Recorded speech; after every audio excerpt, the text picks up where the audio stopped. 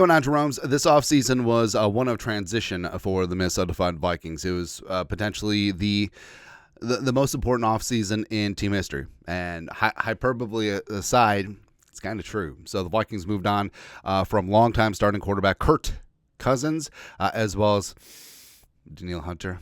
Although we'll see both of them very soon at U.S. Bank Stadium this season. But the Vikings brought in a coterie of value but high-end free agents, filling in major positions of need, especially on the defensive side of the ball. And then also, of course, getting this savior, J. McCarthy, as well as slinging Sam Darnold as a very viable bridge quarterback for the Vikings. Plus, let's not discount that Kwesi and company locked up Justin Jefferson long-term as the face of the franchise and the face of the league, and he and Jordan Addison forming the best wide receiver duo in the NFL. Long story longer. So all of that. And as we said, the national media always has their thumb down on the scale for against the Vikings. And even though they gave zero goose egg D'Angelo Russell respect to Kirk Cousins for 6 years, as soon as Kirk left, you knew that they were just going to be like, well, Kirk Cousins left, so the Vikings must be bad. Child, please. It's so reductive and simplistic. It's just so stupid, man. But Bleacher Report, Maurice Moton, predicting teams that will finish last in every NFL division for the 2024 season, and shocker, predicting the Vikings to finish dead last in the NFC North division. But it's kind of a near-run thing. Maurice has the Lions going 13-4. I will be willing to wager a significant portion of jelly beans and maybe even a limb that the Lions will have less than 13 wins this season. That's all. That's all I'm saying. The Packers and the Bears at 10-7. And then the Vikings bring up the rear at 8-9. Now, what's always funny to me is I feel like when I'm not accusing Maurice of this, but there's a lot of people who put out record predictions for the whole league, and the numbers don't add up. Every single team goes 10-7, and then it just doesn't balance. But anyways, this is what Maurice wrote. Unlike some of the other teams projected to finish last, the Minnesota Vikings won't fall to the bottom of the overall standings with one of the league's worst records, though they're in a division that could be the most improved between 2023 and 2024. No.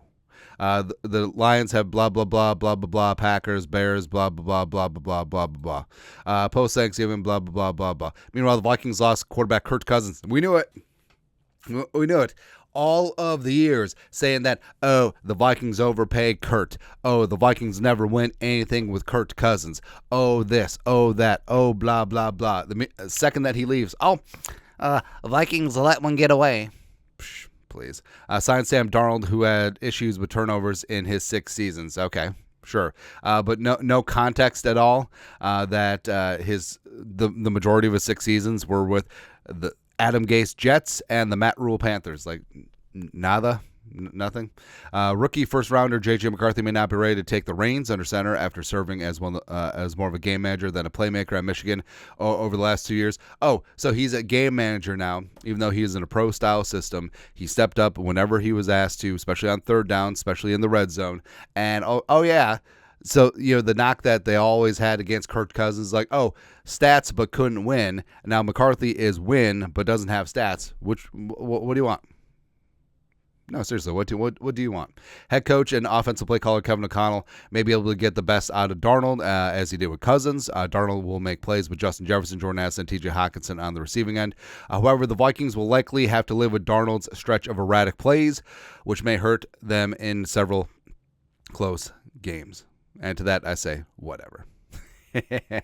Basically, that's it. And it's kind of fun because this season, it really is Mad TV, lowered expectations. And what's interesting is that Kevin O'Connell doesn't get the love and attention that he deserves. 13-4, won some more in 2022, win the division, which is fantastic. Of course, losing the playoffs, it is what it is. But the entire season and all of 2023, everyone was talking about the regression. It's going to be a regression, but there's no talk of regression with the Lions. There's no talk of regression with the greasy grimy Green Bay Packers. Nada. And of course, the Bears. They got a rookie quarterback, so they must be good. Okay, well, we'll see what happens. What about the rest of that defense besides Montez Sweat? Huh? That was going to happen. Yeah. But it's okay. Like we said, You got the best wide receiver duo in the National Football League. I don't care who's throwing the ball. Like, example we used several times. I could be throwing the ball left-handed, and this team would still be able to move the ball. Plus, I actually love the free agents of the Vikings. Plus, I feel like Andrew Van Ginkel, once he's healthy, and Blake Cashman, two massively underrated signings. I think they'll be good to go. But, of course, like we said, you knew it was going to happen.